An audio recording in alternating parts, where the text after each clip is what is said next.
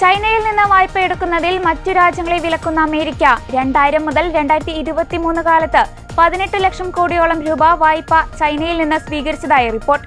ഇക്കാലയളവിൽ 2.2 ലക്ഷം കോടി ഡോളറിന്റെ വായ്പയാണ് ചൈന ലോകമാകമാനം നൽകിയത്. യുഎസിലെ വില്യം ആൻഡ് മേരി സർവകലാശാലയിലെ ഗവേഷണ ലാബായ എയ്ഡേറ്റ പ്രസിദ്ധീകരിച്ച റിപ്പോർട്ടിലാണ് ഇക്കാര്യം പറയുന്നത്.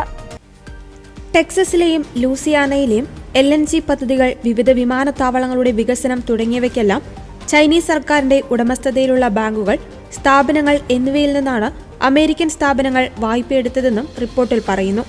കഴിഞ്ഞ 2 പതിറ്റാണ്ടുകളായി ആഗോളതലത്തിൽ ചൈനയിൽ നിന്ന് ഏറ്റവും കൂടുതൽ വായ്പ സ്വീകരിക്കുന്ന രാജ്യങ്ങളിലൊന്നും അമേരിക്കയാണ്. 2000-നും 2023-നും ഇടയിൽ 200-ലധികം രാജ്യങ്ങളിലായി $2.2 ട്രില്യൺ സഹായം ചൈന നൽകി. ചൈനീസ് ധനസഹായം വികസ്വര രാജ്യങ്ങളിലേക്ക് ഒഴുകിയെത്തിയിട്ടുണ്ടെന്ന പൊതു അനുമാനത്തിന് വിരുദ്ധമാണ് റിപ്പോർട്ട്.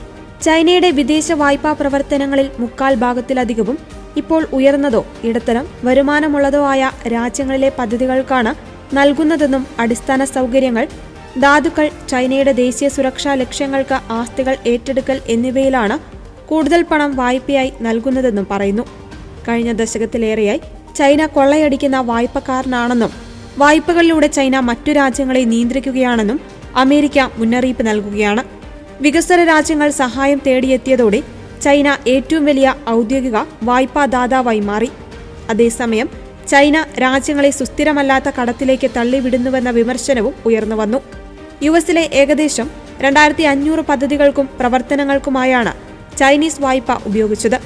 2000 മുതൽ ചൈനീസ് സർക്കാർ ഉടമസ്ഥതയിലുള്ള സ്ഥാപനങ്ങൾ യുഎസ് ഹൈടെക് കമ്പനികളുടെ ഏറ്റെടുക്കലിനും LNG പദ്ധതികൾ, ഊർജ്ജ പൈപ്പ് ലൈനുകൾ, പവർ ട്രാൻസ്മിഷൻ ലൈനുകൾ, എയർപോർട്ട് ടെർമിനലുകൾ എന്നിവയിൽ ഉൾപ്പെടെയുള്ള അടിസ്ഥാന സൗകര്യങ്ങൾക്കും ധനസഹായം നൽകിയിട്ടുണ്ടെന്ന് ഗവേഷകർ കണ്ടെത്തി. UK-ക്ക് $60 ബില്യൺ, യൂറോപ്യൻ യൂണിയൻ അംഗരാജ്യങ്ങൾക്ക് $161 ബില്യൺ ചൈനയിൽ നിന്ന് വായ്പയായി ലഭിച്ചതായി എയ്ഡാറ്റ റിപ്പോർട്ട് ചെയ്യുന്നു.